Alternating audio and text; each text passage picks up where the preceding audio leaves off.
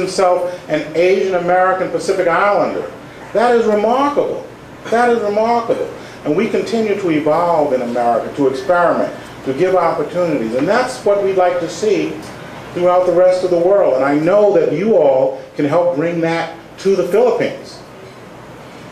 You can, because I have met remarkable people here. Remarkable people. Now, I've sampled the cuisine. I've eaten balut, which I know some of you have not. You know, I've taken nicknames, you know, Ang Palayako, Mang Tomas, everything related to food. But I have not danced or sung yet, but that's coming. But more important, I have met wonderful people, hard-working people, serious people who want to bring this nation forward, people who want to end trafficking in women and children so that no woman, no child has to give up their life to a life that we would never allow our children to have. And people from all over, the clergy members from all over dedicated to that. Business people waiting for this opportunity the government is going to bring. So we're with you. And we know we have had a long and tortured history here. The United States has been here since 1898. We were here during the Philippine-American War, during the occupation, during World War II. We salute the heroes, all of them, whether they're Rinaldo or Rizal or Bonifacio or Teresa Maguana, all of them who fought for their dream. We know it was deferred, but it has come today. So it's up to you to help Mr. Aquino and his cabinet make this happen. So very much, Maraming salamat, and I hope to see you around.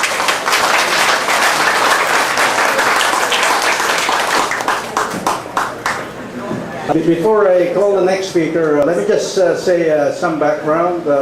She was a member of the Get 10 and assist Nicolas Lloyd. Lloyd, some of you who may not know her, very few of you, Lloyd was one of the first for Noynoy Mar from the East. And without her energy, without her support, without her money, that progressed this much. Lloyd is a lawyer who studied here in the she married black genius who also from nothing became a super millionaire. And from what I understand, the donation that they gave to Harvard is still now the largest donation ever, which is $50 million. So, here we would, but she missed her power flight in Los Angeles. And it's the full percentage here. It was of the other local airlines in the United States coming from New York, her flight. So let me call her sister, speak herself, and also to speak for the President Aquino. Thank you, Ted. So Ted mentioned, I'm here wearing several hats.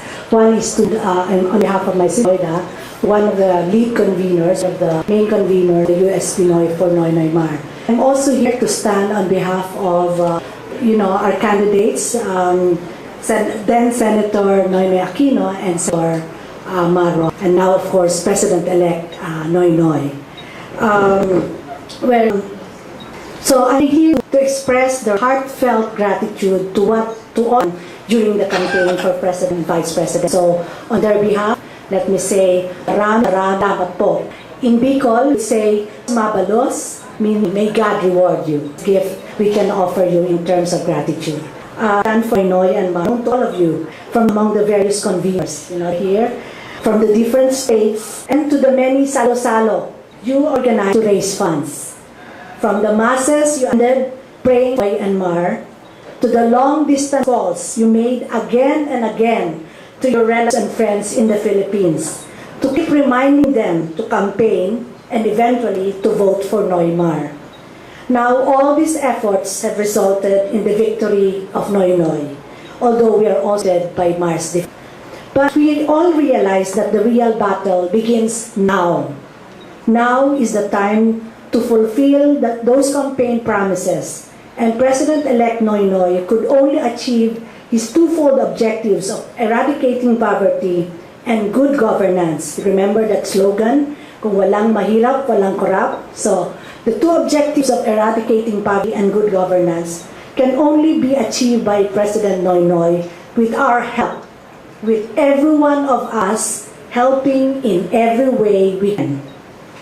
We all agree with President Noynoy when he said that he wants to see the day when Filipinos leave the country not out of necessity, but because it is one of the many options open to them in terms of making a living, of career enhancement, of educational opportunities for their children, and other personal reasons.